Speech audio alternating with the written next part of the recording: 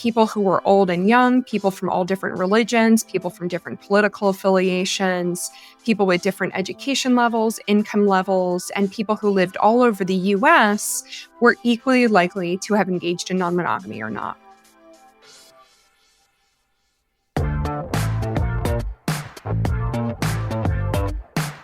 Hello and welcome to the BBXX podcast. Let's get intimate. I'm your host, Sasha Laurie, and I'm here to bring you content, conversations, insights, perspectives, and lessons learned that will bring you closer to a deeper appreciation for and relationship with yourself.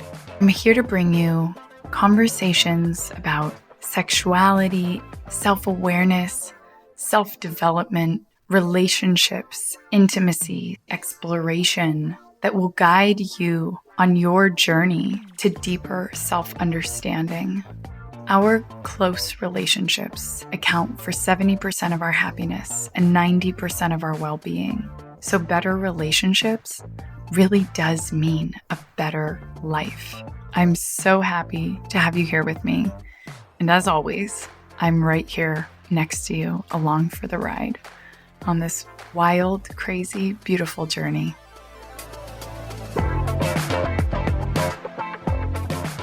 Dr. Amy Moores is a professor of psychology at Chapman University. She also serves as a research fellow at the Kinsey Institute at Indiana University and the co-chair of the American Psychological Association's Division 44 Committee on Consensual Non-Monogamy. Her research focuses on gender, sexuality, inclusion, and well-being, and her goal is to use science to address social issues such as systemic discrimination. Hello, so excited to have you here today. Thank you for having me. I would like to have you start out by introducing yourself to our listeners and telling us a little bit about who you are, what you do, and how you came to be doing work. Sure. My name is Amy Moores, and I'm an assistant professor at a small liberal arts college called Chapman University. I'm also a research fellow at the Kinsey Institute at Indiana University, and I co-chair the first national committee that's a professional committee within the field of psychology on the topic of consensual non-monogamy. And I have been studying all things related to people who engage in consensual non-monogamy for almost the last 14 years. And I kind of, for lack of better words, stumbled across this area of inquiry a little bit by accident. Really, really early in my career, I was trying to find the question to something else. And I ended up finding that a lot of queer people were engaging in consensual non-monogamy, and very few academics and clinicians were studying the topic, taking it seriously. And frankly, the field of psychology at the time were rendering these people invisible. And at the time, it kind of seemed like no one was engaging in consensual non-monogamy, but it turns out that a whole bunch of people are.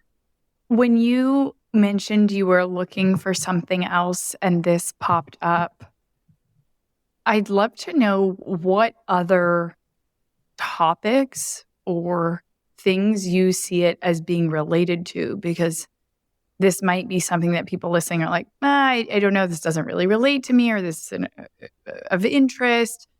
But how would you explain why this area of study is important and how it might be more related to everyday topics than more so than people might realize? Yeah, I think it's related to a lot, both personally in people's personal lives. We grow up in a society that is set up to favor and to legitimize monogamy. And so we grow up with this ideal that we need to reach certain milestones and enter the institution of marriage and have kids. And it turns out that's great for some people, but not everyone wants to do that. And so studying the topic of non-monogamy, understanding more about it, getting that type of relationship out into the zeitgeist gives people options. So people might be personally interested in it. In terms of moving forward in society, that's another way in which people might be interested in consensual non-monogamy. Right now, there are 3 places in the state of Massachusetts where people can get multi-partner domestic partnerships. There's also anti-discrimination law that is being passed to protect people on the basis of their relationship status.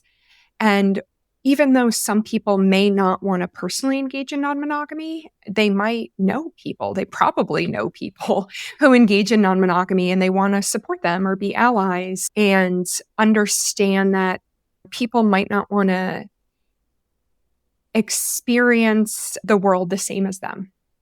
Right? I hear a lot of how this could almost be a metaphor for a lot of other things and a lot of questions people might have about life in general. This idea of living by design and not by default, engaging in relationships by design rather than by default, and questioning the default or the status quo, even if that means being more content and clear and happy with the way you're doing things, but recognizing that it's a conscientious choice you've made rather than just the default outcome, as well as for people who just want to bring more intentionality and live more intentionally in relationships in general, having more awareness. And again, even if that means better understanding where you are, doesn't mean talking about it or learning about it necessarily has to influence you or change what you're doing, right?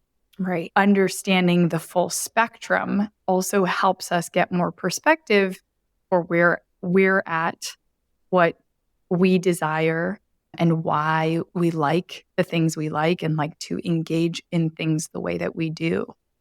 Right. Exactly. As well as you mentioned there too, building empathy and knowing how to support people. So to make sure that we understand what we're talking about today, I just had this experience right before you and I hopped on this call where I was talking to somebody who said, "Oh, I have to go. I'm recording an interview." And they said, "Oh, what are you going to talk about?" And I said, "Consensual non-monogamy." And they said, "Polyamory?" And I said, "Kind of, not really." And they said, "Open relationships." And I said, "Well, that's related. That could be one way to talk about it." And so I'd love to have you go through some of these operational definitions and terms and terminology so people really understand what consensual non-monogamy is and what other terms or definitions that people may have already heard are related to it. Right, of course. So consensual non-monogamy is a synonym for ethical non-monogamy, that people use them interchangeably. In the world of like academic research, we tend to use the word consensual non-monogamy because the axis of agreements we're focusing on are consenting ones. And this type of relationship can vary on different levels of emotional, romantic, or sexual openness with multiple people. And everyone involved is mutually agreeing upon these different various levels with multiple concurrent partners. And the friend that you were talking to is correct. Like there are different types of consensually or ethically non-monogamous relationships. So polyamory is a type of non-monogamy where people tend to focus on emotional, romantic, and or sexual bonds with multiple people, where open and swinging relationships tend to prioritize sexual relationships with other people, either done alone or as a couple unit, but tend to typically not have agreements that emotional or romantic closeness is going to be a part of multiple relationships. So there are lots of different ways that people practice consensual non-monogamy, and right now in our English language, we're continuously creating new terms to describe these different types of relationships or how people interact. Another form of consensual non-monogamy would be relationship anarchy. And people who identify as relationship anarchists are really kind of seeing how a relationship with someone unfolds, and it could take lots of different ways. People who engage in relationship anarchy don't necessarily tend to have a primary or hierarchy structure, where some other types of consensual monogamy, you might see this, meaning that someone might call a partner a nesting partner, a primary partner, and that could signify that they live with someone, share different sorts of resources, or maybe they've entered the institution of marriage with someone. Some people don't practice a hierarchy, and so they have relationships in which they consider their partners equal to one another, and they may or may not live with those partners. And then the types of ways that people practice, there's so many different words. Like some people might be in a 3-person relationship and they might call that a triad or a throuple. Some people might be in 4-person relationships. Some people might practice something called solo polyamory, where they may not necessarily live with someone and they have all of these different independent relationships. And so I look forward to, as the years go by, to see how all of these different terms and new different ways to practice non-monogamy, or how people have defined their agreements, are going to start to appear as first in kind of community settings, and then we'll make it to a broader audience. Right. So you've mentioned agreements a few times and the axis of agreements. Tell me about the importance of agreements in consensual non-monogamy. Yeah, I think it's the core. So I like to use the word agreement because ostensibly people are mutually agreeing upon a given way to relate to one another or how to relate to other people. And so they're kind of the core of consensual non-monogamy. They're also the core of how we just relate to people in general. Like, we have different agreements with our friends. Sometimes they're spoken, sometimes they're unspoken. In our society, we have a lot of unspoken agreements or scripts around monogamy, as kind of, oh, after you start dating someone for X amount of weeks, then you may or may not have a talk, or you might do certain intimate things with someone to signal that you're exclusive. Where in the world of consensual non-monogamy, a lot of it, because it's not the default and people are really carving out space and thinking about how they want to navigate their intimate life, it's often a lot of conversations around these types of agreements, around what people feel comfortable with in terms of how they want to communicate. Do they want to talk on the phone or text, or how often? How often they want to see each other? If they're in an argument, how is best to give the other person affirmation? So lots of different agreements that are unique to the people that are relating to one another. It's a big part of non-monogamy. You in there use the term unspoken agreements or scripts. And what came up for me is, how many assumptions there are in culture and society and our views on relationships, and really this fascinating kind of contradiction or comparison between the assumptions that relationships many times operate on and relationships that really go above and beyond to consciously and intentionally design and clarify and create agreements on which they're built. And just this whole idea between assumptions and agreements. Right. It's not to say that assumptions don't happen with consensual non-monogamy, but Right. It's not like you can see a rom-com and it's full of assumptions about non-monogamy. No, they're full of assumptions usually about monogamy. In terms of helping people, again, before we dive deep into kind of the research and stigma and what we can learn from consensual non-monogamy, whether or not people want to or are interested in practicing it, what we can learn in monogamous relationships, even from consensual non-monogamy, and all about communication and diversification of needs. When people come to you and they say, I imagine people often wonder, oh, is this for me? Or what would that even be? Or kind of wondering whether or not they should think about this or reflect on this. How would you answer the question of who would consensual non-monogamy be for and who would it not be for? Oh, that's an interesting question. I think I'd leave that up to maybe a therapist to decide personally for people or the person seeing it. In terms of my evidence-based answer, meaning like what does the research say? Is there a certain profile of who engages in non-monogamy? It turns out that everyone's interested. A few years ago, my colleagues and I at the Kinsey Institute, we conducted two different nationally representative studies, meaning that we had people take part in a survey and those people's identities reflected the US demography. And we asked people if they have ever engaged in a consensually non monogamous relationship. And we gave them a clear definition so that they knew what we were talking about.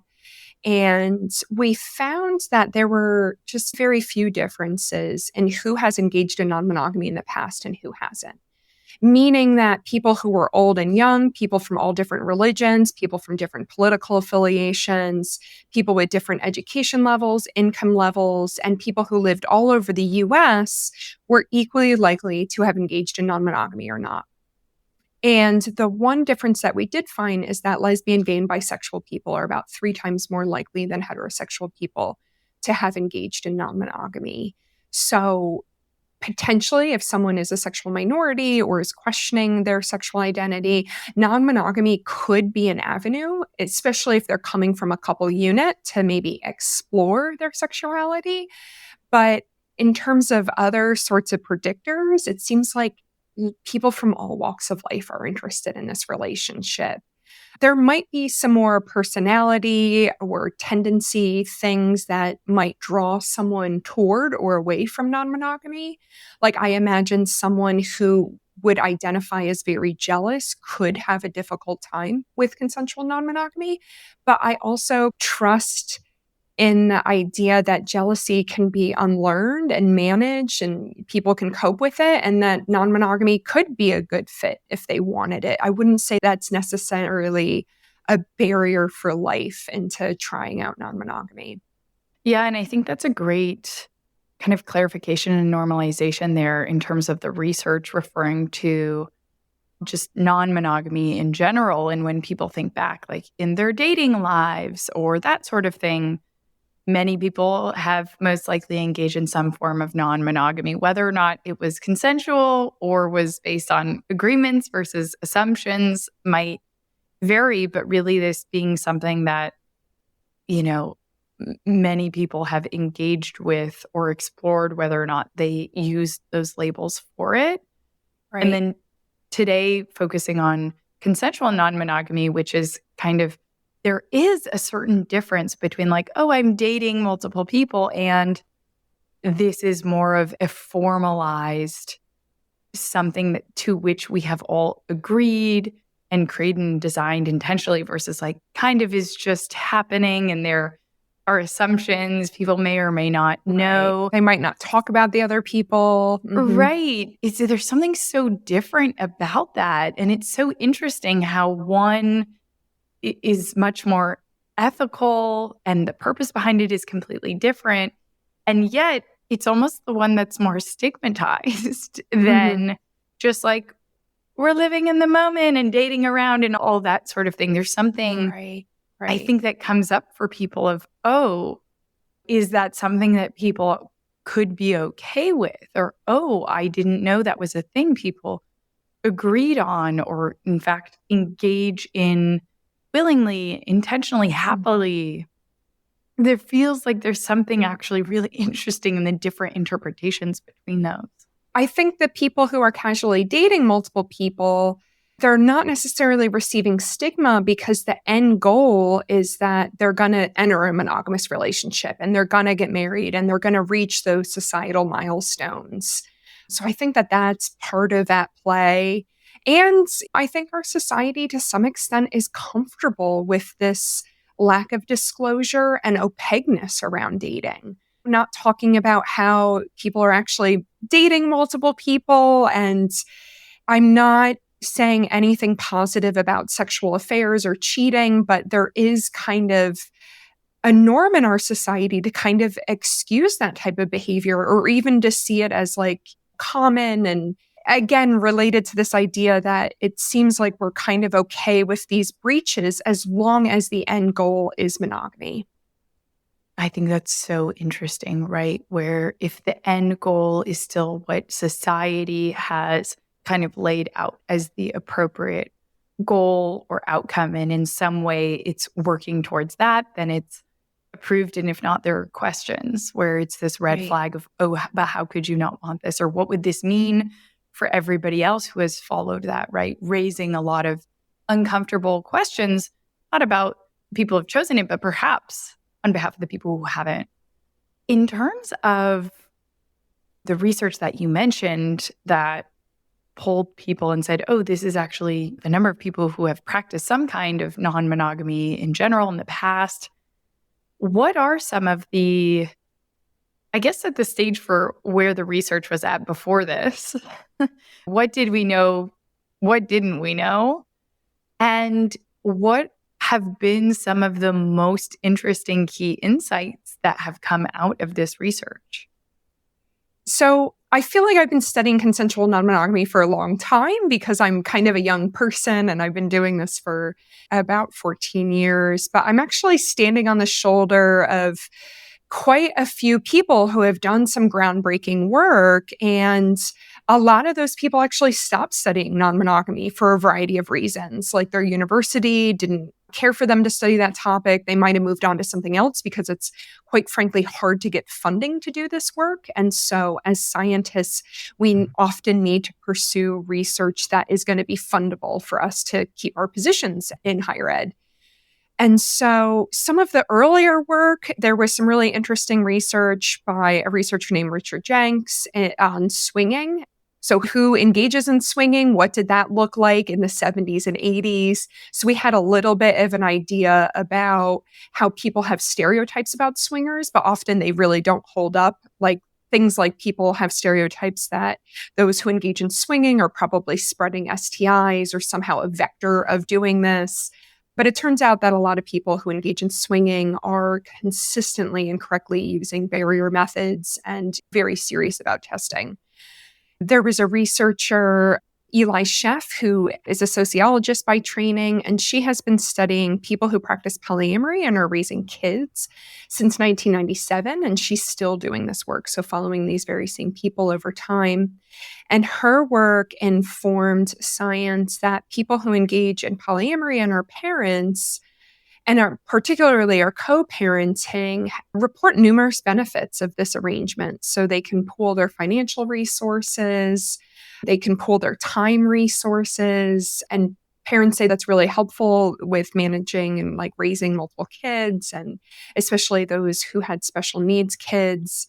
And from the perspective of those kids, they actually really loved this adult attention from multiple people. So they liked that they had these different parental figures or close friends of their parents in their lives because they just really liked that attention. And they were exposed to different hobbies or different types of food or just general care that they received.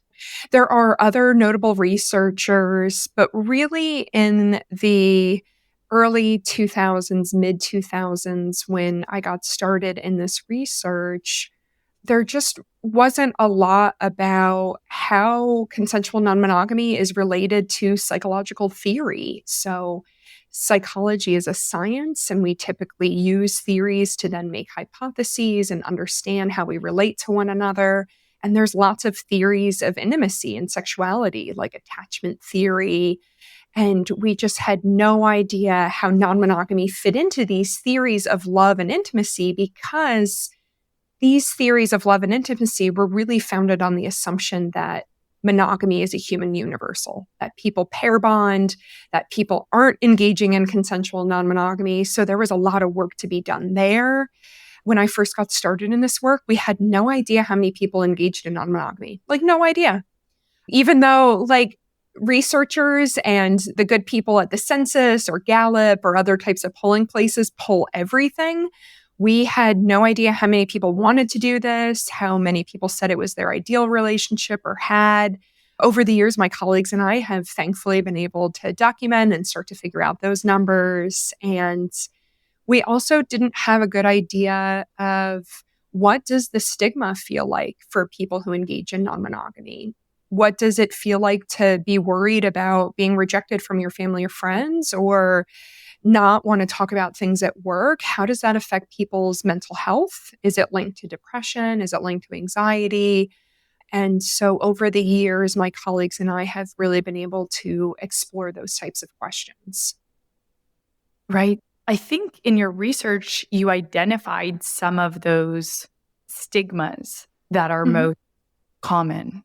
Is that correct? Or some of the misinterpretations or misunderstandings? Oh, and there's so many. I'm sure there are dozens if I was hard pressed to write them all down. I think about these misconceptions a lot. And so it's a stereotype that someone has. And then if we were to really probe it and start to look at people's attitudes and behaviors, and study it in a scientific way, does that stereotype even hold up? So I recently wrote something called a review paper, so a summary of different research where I really looked at 5 different misconceptions that people have. So things like there is a certain profile of who engages in non-monogamy, and we talked about that earlier. It turns out there's not. That's totally a misconception. People from all walks of life are interested in consensual non-monogamy and have engaged in it. People typically tend to think, oh, it must be something that highly educated or liberal or atheists do. But it turns out that people from all over the US are engaging in non monogamy. Another misconception that I looked at in the paper is this idea that people think that people who are engaging in consensual non monogamy are doing so to fix their formerly monogamous relationship, that something must be wrong with their relationship. And so they're doing it to fix it. And there was a really interesting study done in 2021 by Wood and colleagues. And they asked people, what was your motivation for engaging in consensual non monogamy? And they asked like over 500 people, and not a single person said it was to fix their relationship. Instead, people gave all different sorts of answers about like enriching their life in different ways, exploring their sexuality, building community, or even pragmatic things like my partner and I were long distance. So this made sense to engage in consensual non monogamy. What comes up for that one is this is a hypothesis, but that might be a really big difference between non-consensual non-monogamy and consensual non-monogamy, right? That purpose or reason Oh, potentially for those who are why like people are committing engaging in it. affairs. Yeah. Those answers Right. sound different than what somebody would say as to why they may be engaged in an affair. Right, right. Where someone who's engaging in an affair, it could be because they felt like maybe they were bored, or maybe everything was fine and they just did it. And who knows? There are researchers studying affairs. I agree with you. I doubt there would be a high overlap between motivations to engage in consensual non monogamy and then non consensual non monogamy. I think one other thing that was really interesting is this idea that people believe that those who engage in consensual non-monogamy, that something must be wrong with their relationships. Like maybe their relationships have less commitment, or maybe they feel a lot of jealousy, or they're just like they're not functioning in a way as people would if they were engaging in monogamy. And so my colleagues and I, a few years ago, we conducted one of the largest comparative studies to date, where we asked over 2,000 people engaged in consensually non-monogamous and monogamous relationships to fill out a variety of measures of relationship quality. So like how much love they felt for their partner, how much trust they felt, commitment, and things like that. And then we were able to compare these experiences of people who engage in monogamy and non-monogamy. And we found out that people reported really high levels of relationship satisfaction, of trust, and of commitment, and also how much love they felt for their partner. And so it didn't matter if they were engaging in monogamy or non monogamy. It seemed like everyone was reporting that they were enjoying their relationship. So that starts to tell us that arguably, as long as people are living up to their relationship agreements, So a relationship agreement of monogamy is to be sexually and romantically exclusive. And then whatever those agreements are for consensual non-monogamy that people have decided on, that they're likely going to have satisfying relationships. We did find one really big difference in that study. We found that people who engage in consensual non-monogamy reported remarkably low levels of jealousy, where people engaged in monogamous relationships reported really high levels. So they were saying things like, I'm jealous, I worry that my partner is going to leave me. I go through my partner's email or purse to see if they're cheating on me. I interrogate them of where they're going, where those sorts of attitudes and behaviors were just seen at a very low frequency among people who practice consensual non-monogamy. And I think that finding is counterintuitive for a lot of people. Yeah, both of those kind of the first part being that people reported equal amounts of relationship satisfaction or kind of love for their partner, satisfaction with the relationship. And I wonder how much of that is kind of cause is almost, okay, this is a prerequisite needed on which you can build consensual non-monogamy is right, that satisfaction, that trust, that love. And for some people who engage in it, if it might also be a positive consequence where in designing the relationship that works best for them or the relationships that work best for them, it also leads them to feel even more satisfied as an outcome or almost like a cycle where one might feed into the other. I love that part, what you said about relationship satisfaction isn't correlated with the way that people are structuring their relationship. It's correlated with whether or not it is living up to the agreements in the relationship, whatever those agreements look like for different people. And I think that's such a great question for people of what are the agreements, let alone what might be some of the assumptions, but what are the agreements on which your relationship is currently built? You want to build your relationship regardless of if you are in a consensual non-monogamous relationship, in a monogamous relationship, right? Any kind. This question of what are the agreements that you want your relationship to be built on and that you both want to live up to and work towards that will, and in living those out, it will give you the highest level of relationship satisfaction. Right. And I think about that a lot too. And I'm a college professor, so I spend some of my time researching and then some of my time teaching Gen Z. And I usually tell my students, like, no matter what relationship you're going to enter, because I don't care what relationship they enter, if they stay single, I just want them to do what feels good for them, is to really talk about what that looks like. So even if you're going to engage in monogamy, have a conversation about what cheating looks like to you, because research shows that very few people totally agree on what cheating is. Some people think like dancing with someone else is cheating, where other people are like, absolutely not, that's cheating. And I think people can save a world of heartache and pain if they had a lot of these conversations early on, or at least if they just had these conversations at all until before something negative happens. Right. Turning the assumptions on which the relationship is built into agreements on which it is built. So when we think about these seemingly very different ways of engaging in relationships, there are, on the surface in particular, many ways that they are different, logistically, agreement-wise, and there are a lot of similarities as well in terms of what are the key ingredients. Having agreements is important. What determines relationship satisfaction is the level to which the people engaged, all of those things being really important. So while they are very different, there are some similarities. And I'd love to explore what different people and different relationship styles can perhaps learn from one another when it comes to some of the things that are either helpful and useful in a monogamous relationship, how that can then be leveraged as well, or also relates to consensual non-monogamy, and also how some of the tools and communication techniques and sort of realities or agreements, such as the need for diversification of needs, how those also might be able to help people in monogamous relationships kind of expand their toolkit and their ways of engaging in completely monogamous relationships, but that can be learned from consensually non-monogamous relationships.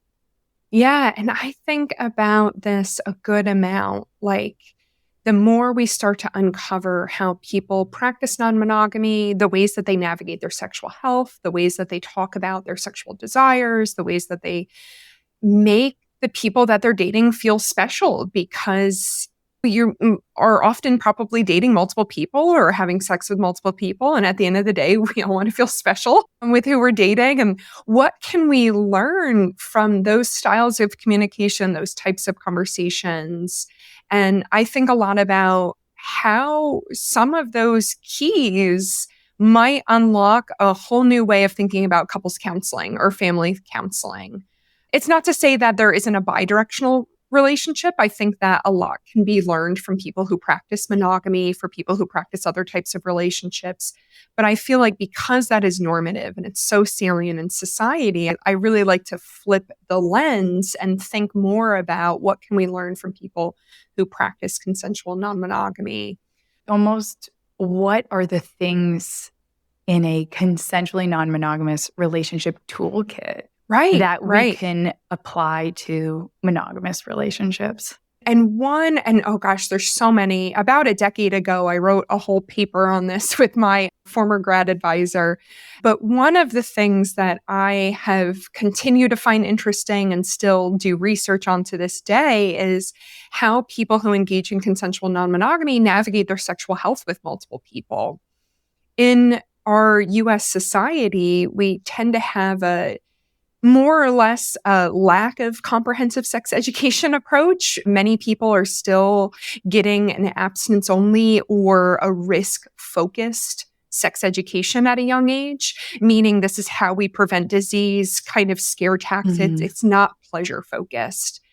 And I think people who practice consensual non-monogamy, we could learn a lot about, well, how are they communicating risk to multiple people? Some of my research and some of the research of Justin LaMiller has found that people who practice consensual non-monogamy on average have about 2 times more sexual partners than people who practice monogamy.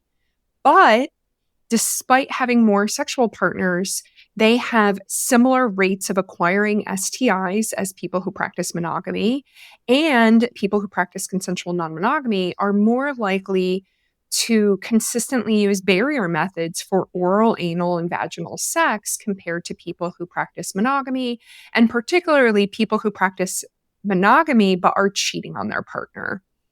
And so why kind of is this happening, these equal rates of STIs, when arguably the risk is slightly higher because there are more sexual partners introduced?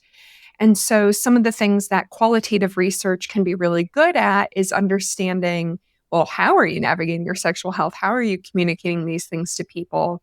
And when we ask people engaged in consensual non-monogamy those types of questions, really interesting answers emerge. Like, I go on dates to get sexual health testing with a new partner, like turn it into a date activity. Or I carry around a copy of my STI results on my phone and I share it with a partner before having sex with them, and I ask the same of them. Or, they'll say things like, I'll wait to have sex with someone until they get an STI screening. And so all of those different behaviors, at least I haven't learned, or none of my students have learned in their sex education. Those different types of tactics or conversations or ways to navigate sexual health that are very transparent. And so I think we're just starting to scratch the surface of different ways to think about how to talk about sexual health.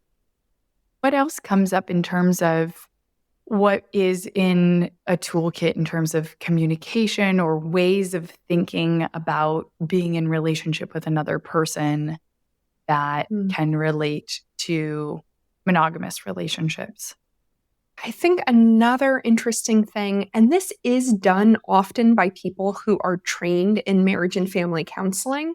So, people who practice monogamy, if they have maybe a conflict or some sort of underlying issues, and they're going to see someone who specializes in relationships or couples, some general advice given is to maybe carve out a specific amount of time, maybe on a weekly or bi-weekly basis, to talk about some issues instead of letting them kind of fester or instead of blowing up right at the moment, to kind of schedule relationship type talks. And I really appreciate that advice. But from my understanding, people are kind of only doing that if they're hearing it from a therapist as they've already hit conflict. Where when you look at the research of people who practice consensual non monogamy, it seems like just a higher percent of people are doing this organically. And so they're setting time out for their partners to not necessarily all get in like a team huddle, but with different partners to carve out space to do some relationship check ins. Like, hey, do you feel like we spent enough time together this month? Or how are you feeling that I'm dating this new person? And like just putting that out on the table instead of waiting until something might go wrong, or maybe someone is just more shy or introverted, so it's hard for them to express their needs. Like, cultivating that time, I think could just be really useful for people in any type of relationship, especially before things get critical, where a therapist is recommending you to do this. I love the idea of intentionally carving out that time. And that's something that I have had a couple on the podcast who talks a lot about how they're a monogamous couple, but they really consciously create these containers in which to engage in conversation about their relationships. And I think the important thing to note there is these are proactive and reactive, right? Proactively setting aside the time, even if it doesn't feel like there's a need for it, right? Because you can always get into deeper or more interesting things or more exciting things about what kind of life you want to build together, what kind of experiences you want to have. And they can also help deal reactively with things that probably aren't most productively going to be dealt with in the moment when they're actually happening. So giving people time to cool off, get perspective, get their thoughts together, see if it's something that even still bothers them or not, because maybe, well, it feels They like a need a big deal in the time. moment. Yeah.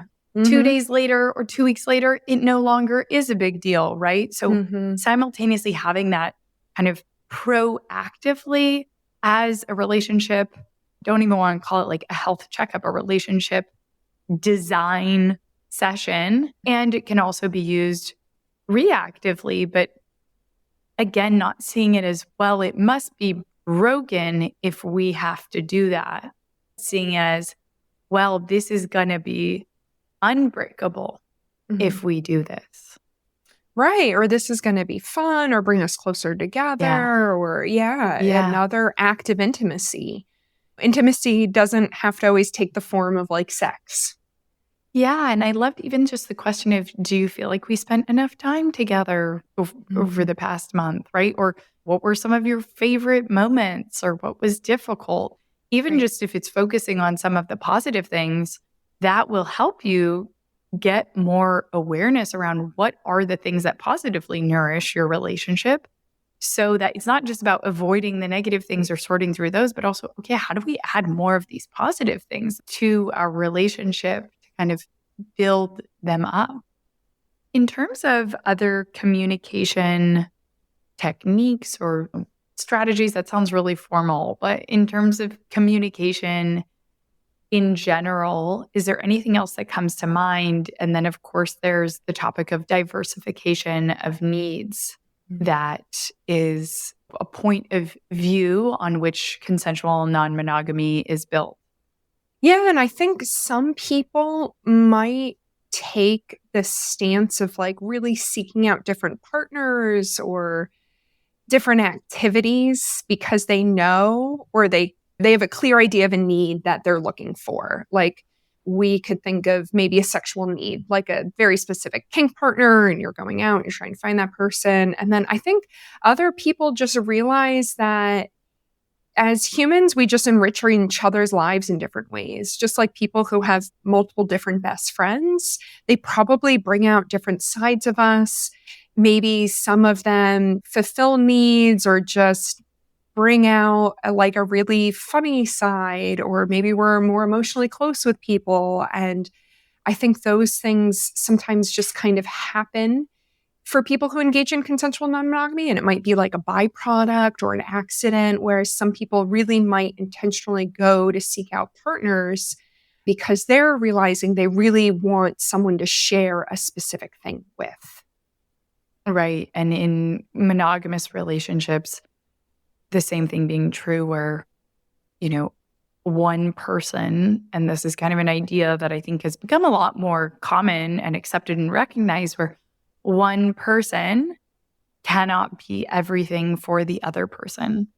Right. And neither can we as one person be the everything for somebody else, right? The partner, therapist, coach, sounding board, right. Sage advice, right, patient, right, unrelentless hot lover. Yeah. Yes, exactly. Perfect parent. Yeah.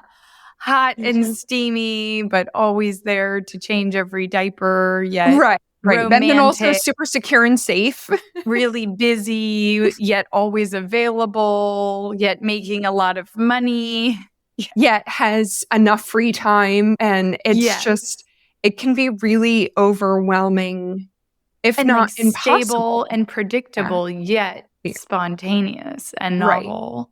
Right. Esther Perel opens her TED Talk with this idea. And so that doesn't mean, right, that fact doesn't mean everybody needs to be in consensually non-monogamous relationships. But what that means is that we might benefit more from our romantic partnership and a monogamous partnership if we don't expect everything of them.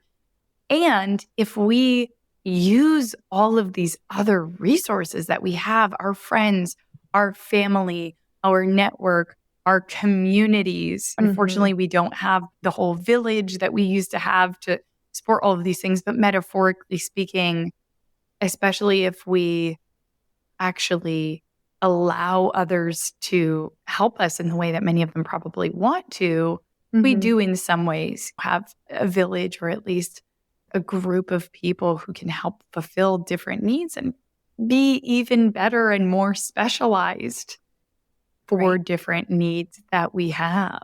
We've talked a lot about consensual non-monogamy and monogamy, whether or not people are interested in consensual non-monogamy, just as a way to kind of better understand it, get more clarity as to what it isn't, what we can learn from it. Do you have any suggestions for people who are interested in talking about this, either with friends or as a way to raise awareness or build empathy towards it, or perhaps even people who are interested in talking about this within their own relationships? Advice for ways to bring up that topic that might be productive in other ways that maybe wouldn't be the most productive.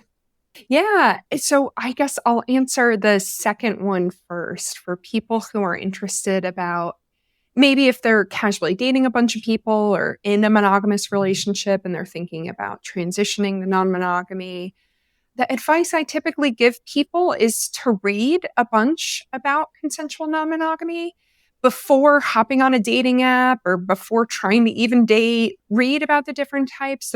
There are a handful of popular press books on the topic of consensual non-monogamy. There's also a lot of very Googleable information. There's news articles at this point. There's community forums. And I give that advice because then people can start to understand, oh, am I kind of drawn to swinging? Because that involves your partner in a way that is radically different than if someone is interested in polyamory, meaning that sometimes you can do these things more independently, or there's different layers of romance or sex. And so I always get people I give them the advice to read more and read personal stories about people who engage in non-monogamy. What does it look like? What are some of the common feelings that people might go through? What are some of the challenges that they might expect? And what are some of those benefits that they might expect? And then I typically recommend people, especially if they're coming from a monogamous relationship, is to seek the care of someone who is affirming of consensual non-monogamy within the field of mental health. Typically, a therapist can be really good at walking people through, giving different kind of pacing or exercises, things like that, to get people to think about non-monogamy in a way that might fit them. And in terms of your first question, more about like how can we get people to develop empathy or just care about the topic of non-monogamy? Sure, I'd probably give the advice like read, but there's also over the past couple of years some really good and short documentaries or clips about consensual non-monogamy that I could think that is really helpful to understand how people live their lives, because I think a lot of the stigma is coming from this idea that people who engage in non-monogamy are so radically different from people who don't. And so just kind of getting that first person, or I guess it's not quite first person perspective from watching a documentary, but there was a really good one on CBSN, and there's just different places to kind of expose yourself to non-monogamy. And then on social media, there has been a growing number of people in this kind of influencing or education space of talking openly and honestly about the relationship that they're in. So they'll have different partners on, or they'll define different terms, or it's more talking about them themselves engaging in non-monogamy, which I think can be really helpful to build perspective taking and to build empathy, because you can start to form a parasocial relationship with someone and it can help decrease bias and prejudice that people might have. Can you think of the name of that documentary or any of the documentaries? And if not, we'll find them to Oh, sure. I include have a link links. to the CBSN one on my website. I was also interviewed for it, so it comes top to Oh, mind. great. I think it's just called Exploring Non-Monogamy. I know the New York Times have done some profiles Yeah, of different ways people are living in consensual non-monogamy. right. And in the April of 2022, there was a really good kind of centerpiece story in the magazine Vogue that you can also find online that really profiles a few different people who engage in non-monogamy, and then also some illustrative quotes from like researchers, and that contextualizes kind of who's doing this and also why is it important to care about their lives. And so there's Perfect. definitely quite a few news sources that are I would recommend for people to read. Great. And is there anything else that you would want people to know about consensual monogamy, or any of the research or the perspective that it's given you before we wrap up? I usually like to end with this idea that people have options. So if someone's listening to this and they're like, oh my gosh, I really want to try it, like go for it. Think about it. Start reading about it. There are a lot of other people who do this. In fact, there are so many other people who do it. There are their own like sets of dating apps to find other people. And if someone is listening and they're like, you know what, that's really not for me, but I'm happy if that finds other people happiness, that's great. That's like another great outcome. And then for those people who might be listening to this and they're filled with a little moral panic or a lot of moral panic or some unease or discomfort, I would just recommend that people just really challenge that and sit with it and think about, why does the intimate lives of someone who's not you, how is that really affecting your life? And to kind of challenge those biases that people might have. Right. And just perspective, and talking about this doesn't even need to mean it's something that you need to do or need to want to do or even need to be curious about wanting to do. But perspective is always so valuable, and just understanding where you are on the spectrum and why you're there and what's important to you. And even if it is something like a metaphor being politics, sometimes people have different views on things that are uncomfortable.